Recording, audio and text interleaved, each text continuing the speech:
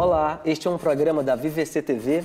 A VVC é uma iniciativa do Instituto Península focada no desenvolvimento integral dos professores, sobretudo da rede pública de ensino. É uma plataforma online 100% gratuita que busca oferecer suporte para que o professor, por meio de 4 jornadas de aprendizagem, corpo, mente, emoções e propósito, possa trilhar percursos de modo a entender-se de um modo integral. A VVC é também uma comunidade para a troca de ideias, experiências e conversas significativas. Neste programa, nós vamos falar sobre a personalização do ensino como meio para criar, para significar a aprendizagem. E antes de apresentar a nossa convidada, eu quero dar aquele recado de sempre que eu dou para vocês, que o nosso endereço da VVC, a nossa plataforma é www.vvc.org.br. Para falar sobre a personalização do ensino como meio de significar a aprendizagem, nós temos hoje a minha amiga profissional muito dedicada, a Ana Flávia Castanho, que eu tenho o prazer de entrevistar aqui hoje. Ana, seja muito bem-vinda, é um prazer recebê-la aqui. Obrigada, João. Eu também estou muito contente de poder conversar, partilhar essas ideias. É uma alegria muito grande, viu? Muito bem. Eu sou o professor João Paulo Almeida e antes de começar a fazer perguntas para a Ana, eu quero pedir, Ana, por favor, se apresenta um pouco para quem está nos assistindo, fala um pouco de como que você chegou até aqui, fala um pouco para a gente sobre esse percurso. Eu sou professora, né? Já dei aula em escolas públicas, já trabalhei com vários níveis de ensino, com crianças da educação infantil, do ensino fundamental, já dei aula para adultos, de alfabetização de adultos, aí na universidade, no curso de pedagogia, na pós em didática da matemática, e tenho trabalhado na VVC, né, na construção dos percursos, junto com a equipe da VVC já há algum tempo. Então, é também um campo de atuação que eu gosto muito, porque eu acredito nessa proposta da educação integral. Eu acho que a gente tem que rumar em direção a isso, a gente tem que encontrar maneiras de ser mais sensível para as crianças, e esse é um bom caminho. E aí eu estudei no mestrado, aí tenho um trabalho com materiais didáticos também. Bom, mas eu não gosto muito de falar de mim, eu fico um pouco constrangida, acho que já tá bom por aí, né? Tá, tudo bem. O importante é nós sabermos, e a gente sabe, como você é uma profissional importante e relevante em tudo que você faz, pela sua dedicação e o seu compromisso. Eu quero começar fazendo uma pergunta para fazer um alinhamento para todos os professores, gestores que estão nos assistindo, Ana. Antes de qualquer coisa, o que é personalização de ensino, assim? Quais são os marcos legais quando a gente fala de personalização de ensino? Então, a gente tem agora pesquisas em vários lugares do mundo que apontam para essa necessidade da gente personalizar o ensino. Isso já tem raízes há muito tempo atrás, assim. Se a gente for pensar, por exemplo, os mais antigos, que são bases importantes para isso, por exemplo, o Piaget, no livro Psicologia da Criança e nos outros livros dele, ele explica, assim, o objeto de pesquisa dele era como você constrói estruturas cognitivas, mas o Piaget dizia, para haver construção, o que mobiliza essa construção é o afeto, o que dá energia, que era a palavra que ele usava para a construção, é o afeto. Então, assim, não é um aspecto muito discutido da teoria do Piaget, mas assim, já estava no início. Se você não consegue estabelecer laços também com o aluno no seu plano afetivo, é muito difícil que a gente tenha sucesso com todos os alunos com o que se diz respeito à aprendizagem, né? Então, assim, o ensino ele tem que olhar para isso também. E aí um outro autor que é base de tudo isso que vem se falando agora é o Dewey. Então, nesse livro Arte como Experiência, ele fala de que da ideia de experiência, que depois o La Rosa ele amplia essa ideia de que a nossa vida ela não é um fluxo igual à vida do estudante. Vamos pensar a vida do menino, da menina na escola. É uma história construída por narrativas. E o que marca essas narrativas? São aquelas grandes experiências, são aqueles eventos que vão ser lembrados. E aí vem um movimento na educação de pensar como a gente pode proporcionar uma educação que convide os meninos a essas experiências com sentido, com significado, que tenham valor pessoal para cada criança.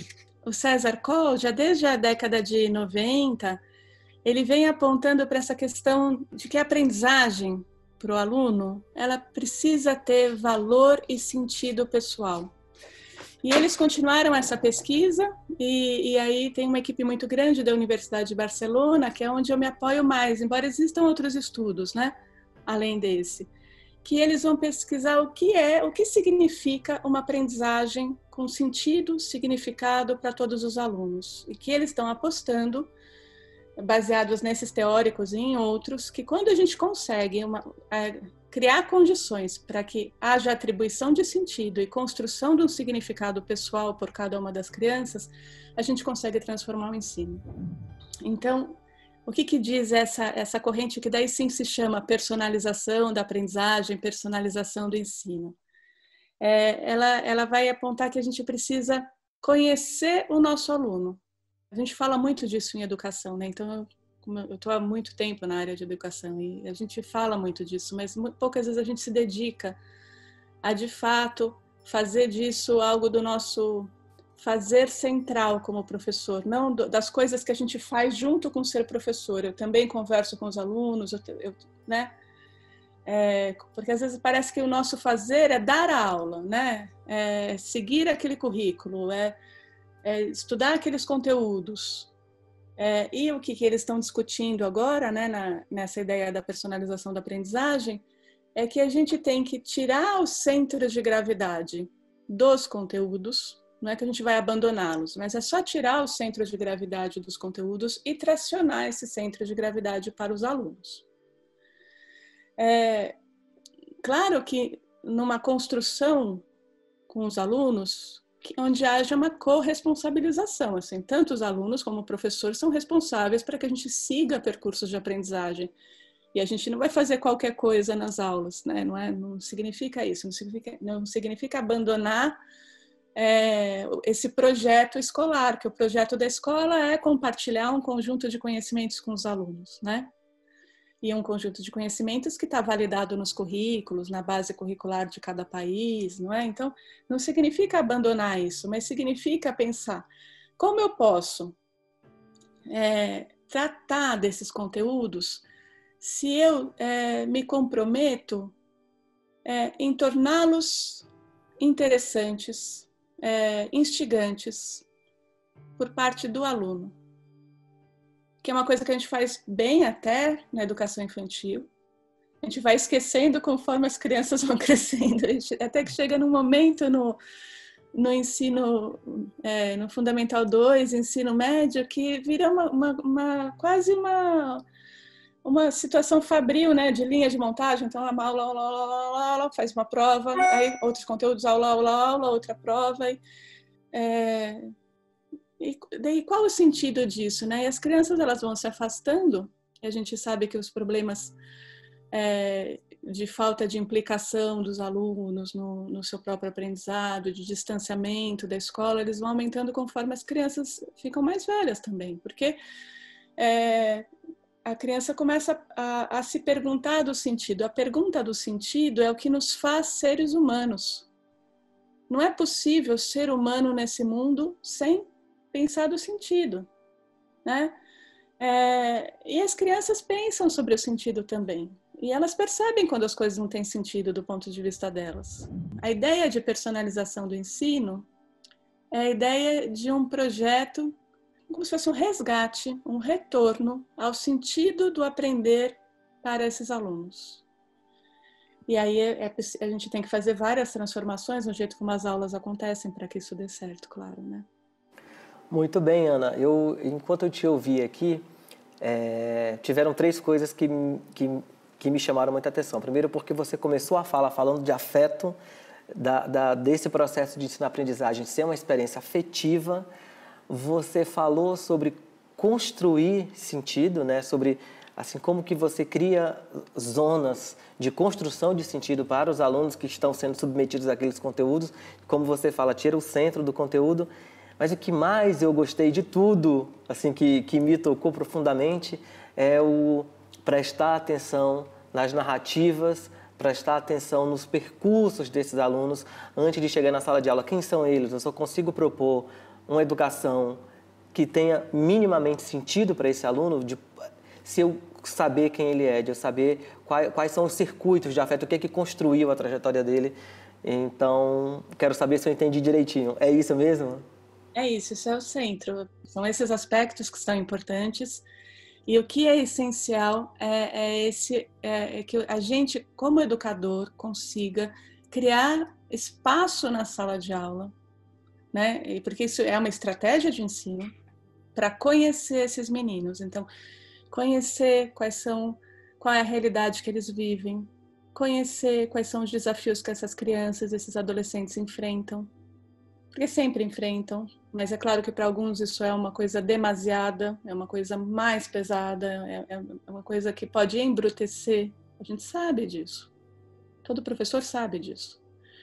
Então, como é que a gente conhece essas crianças e adolescentes no que eles têm de desafio, no que eles têm de sonho também? Porque o sonho ele é motor da educação, né?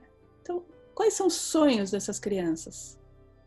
E se eu faço esse exercício de conhecer necessidades, desafios, sonhos, interesses, desde o início, a gente pode criar formas de evitar que os alunos não tenham a escola envolvida nos seus sonhos.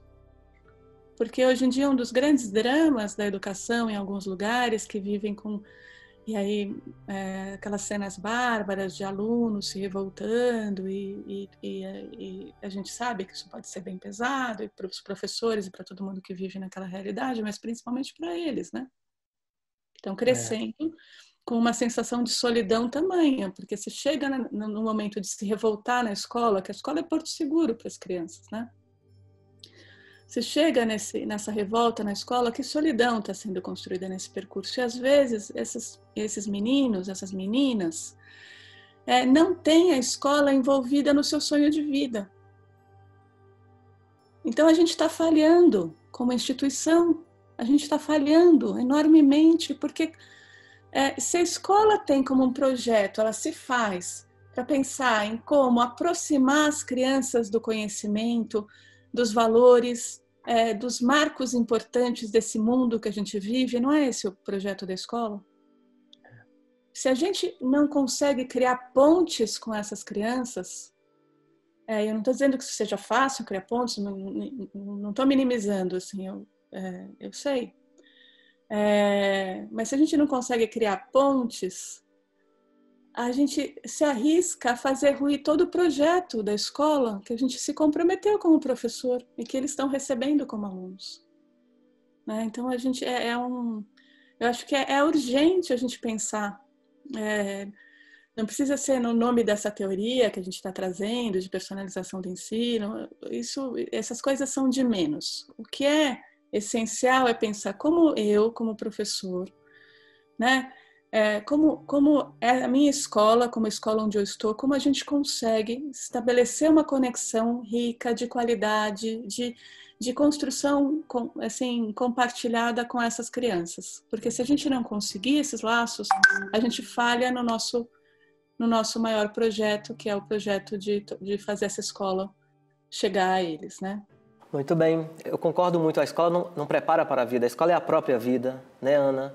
E lembrar você, professor que está nos assistindo, de qual é o seu sonho. A Ana trouxe aqui muito bem que nós precisamos, enquanto escola, enquanto professores, estar conectado com esse sonho dessas crianças, desses jovens, mas para a gente estar conectado com o sonho do outro, a gente também tem que considerar o nosso, porque muitas vezes a não conexão com o sonho do outro é a própria dificuldade de estar conectado com os nossos sonhos, os nossos anseios, com os sentidos que permeiam a nossa vida.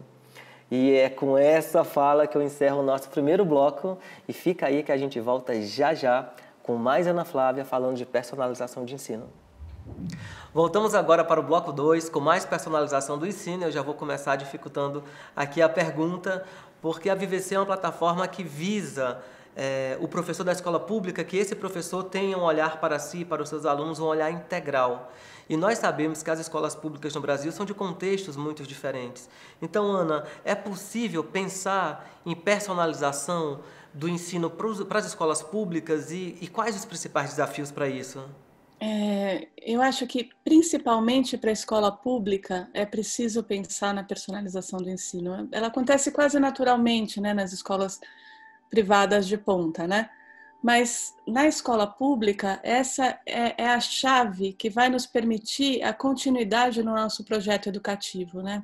E isso ele pode começar de uma maneira muito simples, essa inversão do polo, de a gente trazer assim como centro de gravidade os meninos, e a gente depois vai encontrando caminhos, né? Então eu vou compartilhar com vocês muito rapidamente meu primeiro dia de aula em escola pública. A gente quer saber como é que foi. Então, eu estudei a vida inteira em escola pública, da EMEI à universidade. E aí, quando eu estava no final da universidade, eu estagiei numa escola particular muito conhecida, né, com educação infantil, e depois fiquei até um tempo bem curto lá, mas na educação infantil, com os bem pequenos. E aí eu passei num concurso em São Bernardo do Campo, São Paulo, para trabalhar no ensino fundamental. Eu peguei uma sala de quarta série ou de quinto ano. Então eu fui lá, né? Escolhi uma leitura para fazer para as crianças, porque eu sempre gostei muito de ler, mas a minha ideia de criança era um pouco a ideia de criança das salas que eu tinha estudado na escola pública e daquela vivência de escola particular que eu tinha tido no final da graduação.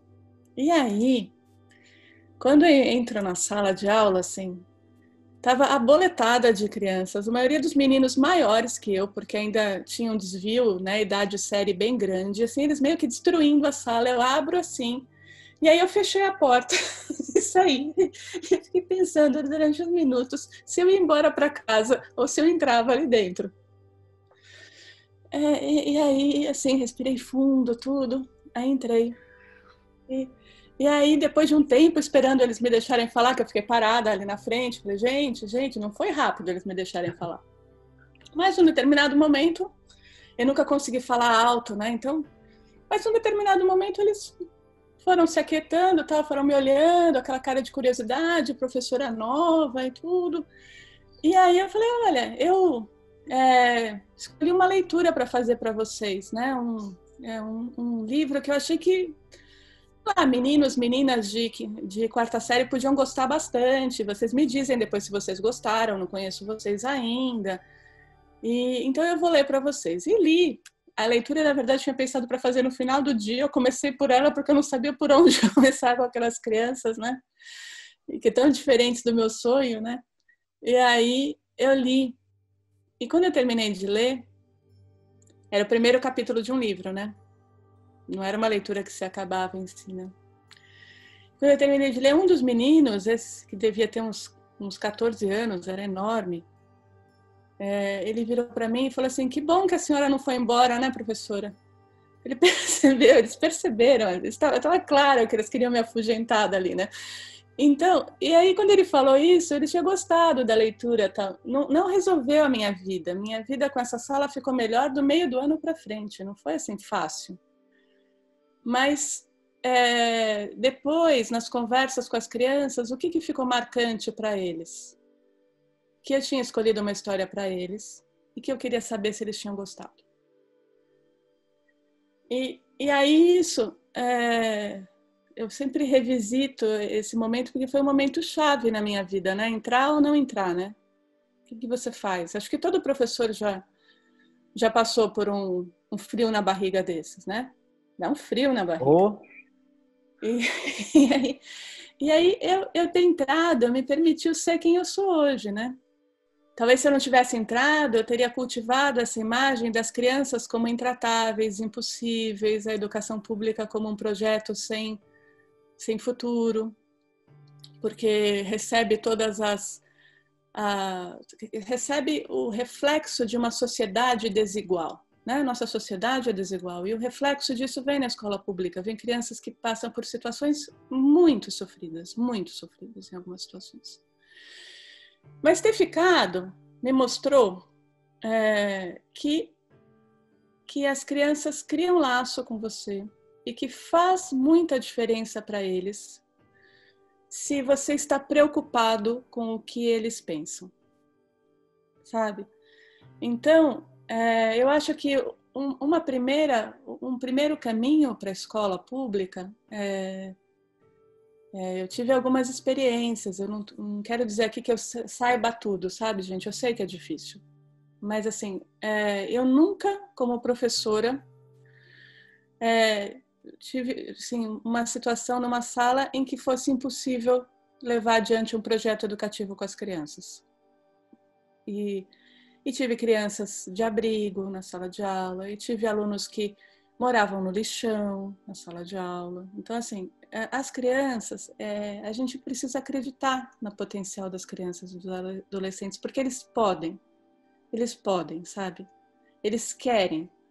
Às vezes eles vêm com uma postura de não quero, não posso, vou dormir nessa aula, vou bagunçar, mas é um grito de socorro.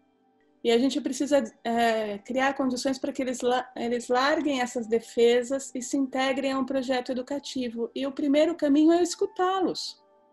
Se você cria um contexto na escola pública que você escuta as crianças, você abre caminho para a personalização do ensino. E a gente não precisa transformar tudo de um dia para o outro, né? E pensar em personalização do ensino é pensar em dar poder para as crianças também. Então, a gente vai ter que se apoiar mais em percursos que eles fazem na internet, de procurar informações, de trazer informações, de serem eles também os informantes. A gente vai lidar mais com um ambiente cheio de perguntas e não com uma busca incessante de respostas, né? A gente vai pensar em como a gente se mobiliza para resolver problemas da realidade. Quais são os problemas que a gente pode resolver? A gente não pode resolver todos, mas quais a gente pode resolver? E aí, quando a gente dá as mãos para as crianças para resolver um problema que eles sentem como problema deles, né? E tem exemplos lindos disso, de escolas que construíram hortas, de escolas que revitalizaram praças, de escolas que criam salões de beleza afro. São muitos exemplos, mas assim, o que é que faz sentido para essas crianças? E é óbvio que não é toda aula que vai estar amarrada com algo que faz sentido. Às vezes você vai precisar ensinar a resolver equações, você vai precisar ensinar como você estrutura um texto, é óbvio isso. Mas se isso que você disse antes, que quando você retomou, João, se nessa narrativa que a gente constrói na escola está intercalada com experiências que têm um alto grau de sentido para essas crianças, a gente transforma o ensino. Muito bem, eu estava ouvindo você e estava aqui viajando. Primeiro que a sua história é muito boa, parabéns, assim, é uma boa história de se revisitar, Ana, é bonita.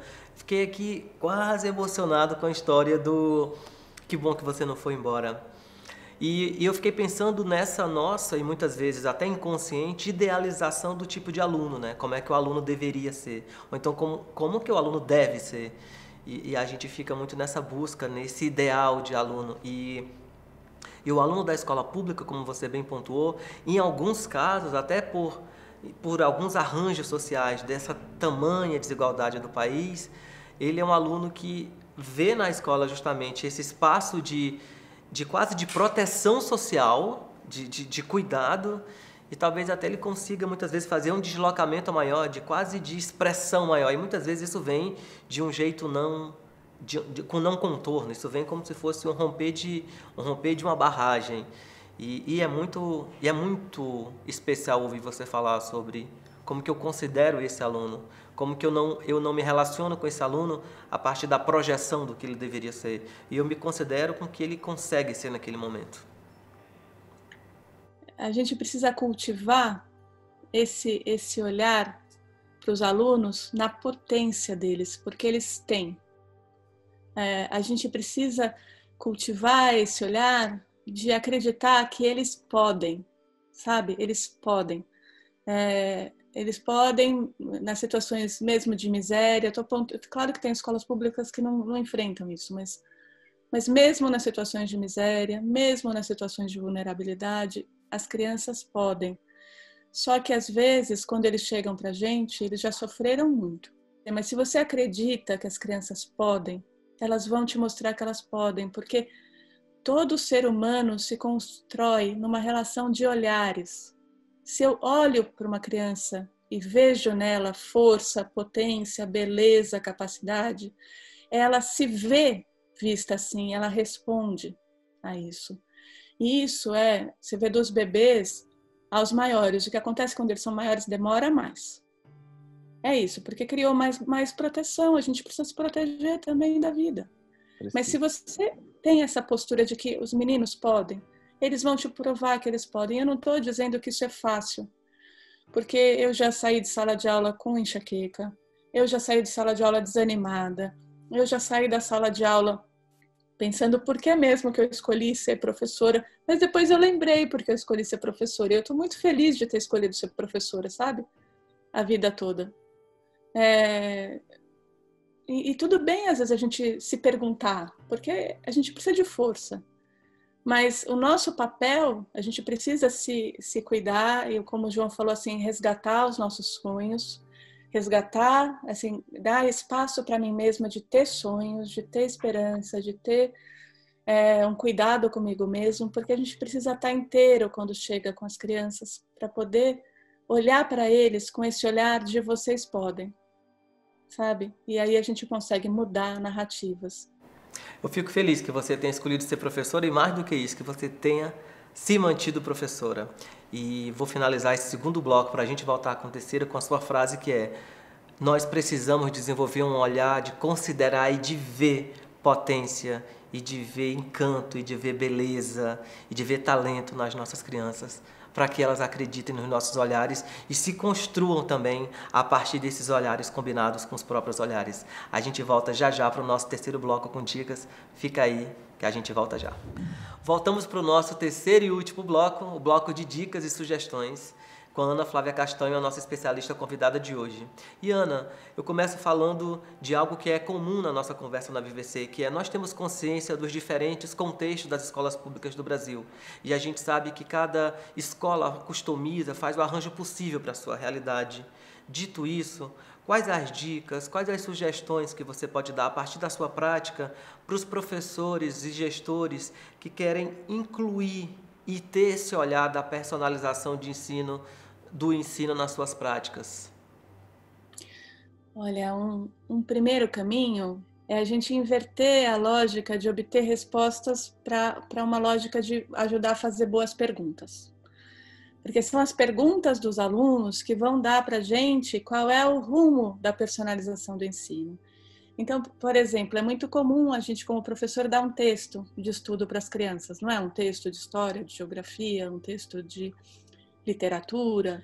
Em vez de fazer perguntas sobre o texto, a gente pode perguntar para as crianças, por exemplo, para os adolescentes, quais são as perguntas dentro do tema e do interesse deles que o texto não responde. Porque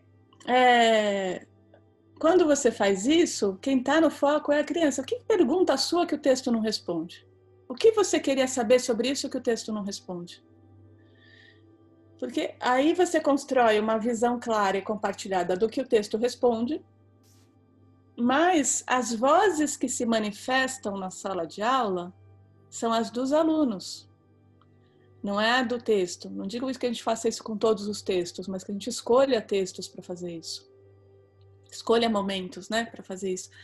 Porque naquela aula, os alunos são alçados ao papel de especialistas. Então, assim, mini especialistas, né? Mas dentro Eu gostei, né? Eu gostei. Porque, então, o que o texto não te responde? Então, olha bem para esse texto. O que você gostaria de saber sobre esse tema que o texto não te responde? Porque daí você vai sair com várias perguntas e aí você pode discutir com os alunos quais dessas perguntas a gente vai perseguir. E aí você pode dividir responsabilidades, quem vai procurar na internet, discutir com eles que sites são confiáveis na internet, como eu sei que essa informação que eu peguei da internet é uma boa informação, que hoje em dia é um conhecimento chave para as novas gerações, né? A gente tem muita informação disponível, mas qual é a qualidade da informação?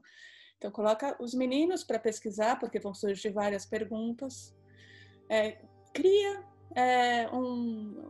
assim, situações de assembleia na sala, que eles vão trocando descobertas e a gente vai vendo se as nossas perguntas foram respondidas. E o professor, claro, prepara uma super aula sobre um daqueles temas que falou mais de perto com o projeto curricular da escola e dá ele também a sua aula sobre aquele tema. Mas quando ele der a aula que ele vai preparar a partir daquilo, ele vai ter a atenção de todas as crianças, porque elas foram mobilizadas enquanto seres únicos que são. Quais são as suas perguntas que esse texto não responde? É uma construção de uma corresponsabilização pelo projeto educativo que, como toda construção, tem que ser vista como uma planta que vai nascer. Não vai ser da primeira vez que você vai conseguir uma adesão da sala toda. Mas os meninos, eles vão percebendo que o foco saiu de ter as respostas certas sobre o texto, que depois de um tempo na escola um pega do outro, às vezes nem é uma coisa de real estudo, mas de uma cópia mecânica ali, para virar uma situação de investigação, né? Então, que eles são os investigadores. Então, esse é um exemplo que se adequa para algumas aulas e que a gente pode ir fazendo isso. Não é todo o texto que eu vou fazer isso, não é todo o conteúdo de ciências, nem todo o conteúdo de geografia, mas são aqueles pontos-chave que a gente ancora as crianças no projeto educativo da escola, no meu projeto educativo como professor.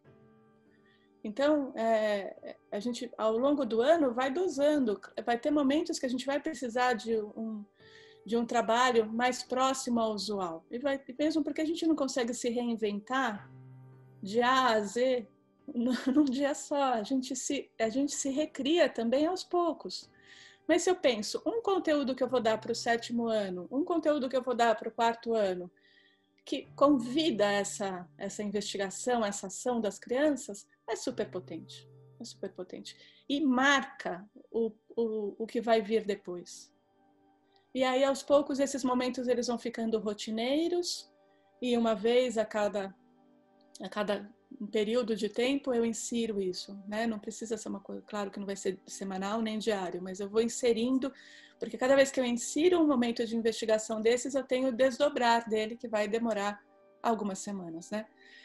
E isso é possível de fazer. Outra coisa que é possível de fazer é planejar projetos de investigação com a participação das crianças, de investigação e empreendedorismo. Ver onde cabe, em qual disciplina, em qual ano, em qual momento, mas assim, o que nos incomoda, o que a gente queria mudar do que nos circunda aqui? Como a gente pesquisa, né, em geografia tantas vezes isso, desde os pequenos até os grandes, mas com outros pontos de vista, mas como é esse ao redor da escola? Como é essa comunidade que nos cerca? Que equipamentos a gente tem de cultura? Que equipamentos a gente tem de lazer? Que equipamentos a gente tem de saúde? O que a gente gostaria que fosse diferente aqui?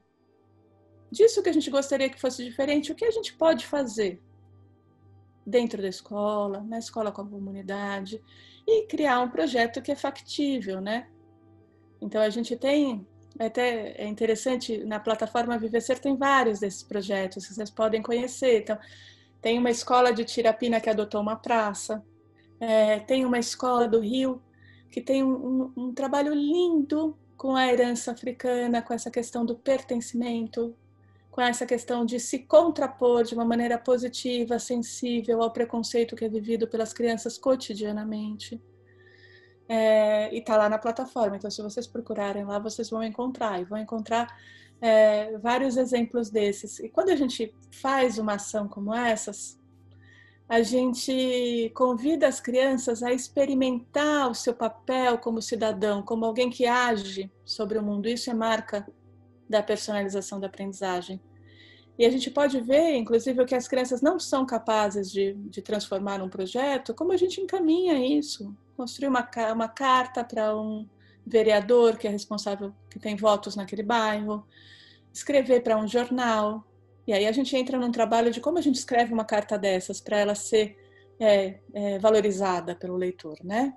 Então, como que eu trago essa linguagem ao alcance das crianças, para eles poderem fazer e a gente se vê como alguém no mundo. E isso é personalizar o ensino.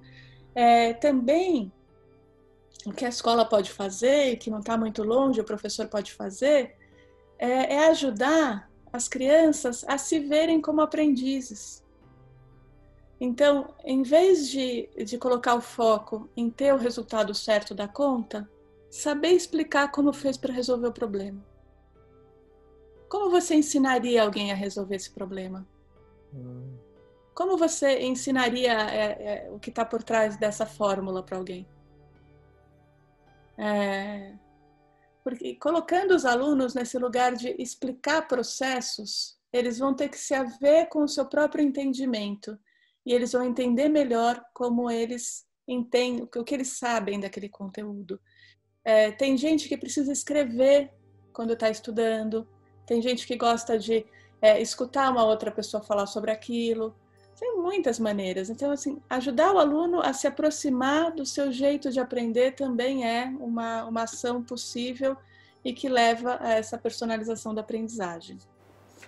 Muito bem, Ana. É certo dizer que adotar algumas dessas medidas pode ser um pouco mais trabalhoso, talvez. A gente costuma dizer que ser professor não é fácil, né? A gente sabe que não é fácil, nunca foi fácil. E não é. Dá um pouco mais de trabalho? Eu ter essa preocupação, considerar isso para o professor? Olha, eu acho que de início vai dar mais trabalho, mas porque você está implementando algo novo, então você está saindo de um campo do que é razoavelmente imediato para você, de uma prática que já vem construída, que você já vai, assim, a gente que é professor fala para qualquer plateia, né? Então você sai desse lugar que é um lugar mais conhecido para um lugar de experimentar uma coisa nova. Isso dá trabalho, é óbvio, mas nas experiências em que isso foi implementado, a gente teve uma diminuição muito grande de problemas de indisciplina, desconexão dos alunos, afastamento das crianças do projeto educativo da escola. E aí, no tempo, isso vira um ganho de tempo. No tempo. É como trabalhar em grupo. Você nunca trabalhou em grupo. O professor coloca os alunos enfileirados, um atrás do outro, olhando para a nuca do outro. O primeiro dia que coloca em grupo é um barulho ensurdecedor. E aí, às vezes, as pessoas desistem no primeiro dia, falam, não é possível. Os alunos não estão preparados para trabalhar em grupo. E aí, o que acontece? Se você não deixar eles aprenderem a trabalhar em grupo, eles nunca vão estar preparados. Aí eles não vão estar preparados no terceiro ano, nem no quarto, nem no quinto, nem no segundo ano do ensino médio, nunca. Mas se a gente aguenta, porque é uma coisa de suportar também, porque eu já estive nesse lugar. Se você aguenta esse período que eles precisam para se organizar, entender como um grupo funciona, a entender que eles têm responsabilidades, que trabalhar em grupo não é um fazer e os outros esperarem, né? Como a gente divide responsabilidades no trabalho em grupo. Depois, assim, o nível de ruído ele diminui, não é que vai sumir, porque trabalho em grupo tem ruído, mas você ganha um tempo e você ganha um engajamento muito importante. E a gente hoje em dia acredita que é preciso ter esses diferentes arranjos da sala de aula, que essa ideia de que as crianças aprendem só ouvindo, escutando e lendo o que o professor escreveu na lousa, sem interação entre eles, é muito falha, é muito limitada, né? Hoje em dia é o consenso que precisa trabalhar em grupo, mas dá trabalho trabalhar em grupo e também dá trabalho fazer esses ajustes para trazer a voz do aluno mais de perto. Mas depois que eles estão habituados, que fazer uma assembleia com os alunos é uma coisa que já está construída, que eles estão habituados a construir perguntas em vez só de buscar respostas, que eles começam a trazer ideias, sabe? Professora, por que a gente não estuda aquilo ali? Olha, sabe que eu estava vindo para cá e eu vi não sei o que acontecendo no bairro. Poxa vida, a gente precisa fazer uma campanha, professora. Eles começam a trazer as ideias. E aí você vai ter alunos que são coparticipantes do projeto educativo de verdade, porque a gente vive na educação um embate entre o ideal e o real. Então a gente fica repetindo o ideal e o real fica te barrando. Então, assim, né, todo professor sabe que é preciso que tenha sentido, mas se a gente não muda a permeabilidade do real, a gente só vai ficar nessa dissociação que é penosa para nós, enquanto professores, entre o nível ideal do nosso desejo, do nosso sonho enquanto professores e o que a realidade nos mostra de possibilidade da nossa ação. E um caminho é a gente compartilhar a voz, o poder de decisão, a participação no rumo desse projeto educativo, de ensinar ciências durante o quarto ano, o sexto ano, ensinar literatura, ensinar o que for, porque em todo ensino convida participação, convida sentido, convida a vida de verdade em sala de aula. É isso, eu fiz essa pergunta, inclusive, eu acho que você respondeu de forma brilhante, que era justamente por nossa preocupação da VVC, que é todas as vezes que a gente quer convidar um especialista para falar para você, a gente se certifica de que seja um especialista, que seja professor, que entenda do dia a dia da sala de aula. E justamente quando eu perguntei para a Ana se dá mais trabalho, que a gente sabe que dá mais trabalho. A gente não ignora o fato de que isso é mais trabalhoso, mas a gente também não ignora o fato dos ganhos que isso traz. E de que no primeiro momento, quando a gente consegue vencer, como a Ana muito bem ilustrou, essa possibilidade de dicotomia entre o que é real e o que é ideal, a gente tem uma chance maior de integrar, inclusive, todas essas ambiguidades e desafios da nossa profissão. Não é negando que dá trabalho, mas é dizendo que, apesar do trabalho que inicialmente dá, que os nossos ganhos são muito mais duradouros e eles afetam o futuro de muitas e muitas gerações. É isso, Ana? Sim, é isso. Eu quero agradecer imensamente a presença da nossa convidada especial, Ana Flávia Castanho. Foi um grande prazer receber você aqui. Você sabe, inclusive, da admiração e do respeito que eu tenho pelo seu percurso, pela sua trajetória, pelo trabalho que você desenvolve. Nós da VVC temos muito orgulho de contar com você e a gente espera você em outros muitos programas que a gente vai fazer. Foi um privilégio falar contigo hoje, tá bom? Muito obrigada, viu, João? Muito obrigada a todos de escutarem. E se eu posso dizer uma última coisa bem rapidinha, Pode, tá todo seu o tempo. Que se a gente escuta uma criança, se ele se vê como importante, é um adolescente, como importante, como digno de escuta, de atenção, de consideração, às vezes isso não é preguiça, sabe, gente? A gente transforma uma trajetória. Às vezes a gente reencontra alunos mais tarde, quem está há muito tempo no magistério já viveu isso, que eram danados, terríveis em sala de aula e tão super respeitáveis, organizados, vivendo vidas brilhantes.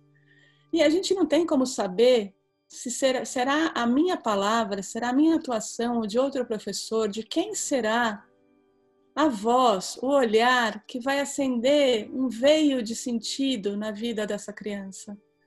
Mas a gente precisa se corresponsabilizar por esse projeto, de saber que a escola é um lugar onde as crianças estabelecem relações de sentido e se lançam para a vida, e que talvez seja a nossa voz, e que talvez seja o nosso olhar, e que talvez seja o fato da gente acreditar numa criança, no seu potencial, e na maneira como ela pode seguir de forma potente, bonita, brilhante na vida. Então, eu digo isso assim porque eu acredito nisso, e porque alguém na minha escola, quando eu era aluna de escola pública, olhou para mim, acreditou em mim, confiou que eu poderia ser quem eu sou hoje. Não alguém só, vários alguém, mas a gente também a gente traz a herança, assim, a herança bonita dos professores que acreditaram na gente. Então vamos construir isso também, né? Apesar da dificuldade que é grande, apesar dos desafios que são vários, apesar do cansaço, apesar dos problemas todos, vamos nos preparar para nos colocar nesse lugar de olhar para o aluno como alguém que pode, como alguém que tem voz, tem ideias, tem valor e tem possibilidade de ser, de ter uma trajetória linda, cheia de sentido, cheia de significado na vida. Então, acho que era isso que eu queria dizer para vocês. Obrigada, viu? Obrigado a gente da VVC por contar com você pelas suas palavras. E eu quero dar um recado para você que está nos assistindo, que para acessar a plataforma VVC, basta você clicar www.vvc.org.br. E Ana, ainda tem mais. Muito conectado com a nossa bate-papo, a frase que eu escolhi hoje, também do Mário Quintana, para encerrar essa nossa entrevista, é uma frase que está muito conectada com algo que você trouxe, acho que na metade da entrevista, e diz o seguinte: a resposta certa não importa nada. O essencial é que as perguntas estejam certas. Então, que nós, professores, façamos as perguntas certas e que nós convidemos os nossos alunos para fazerem as indagações certas. E é com o Mário Quintana que a gente encerra mais um programa. A gente aguarda você no nosso próximo programa da VVC. Até lá. Tchau, tchau.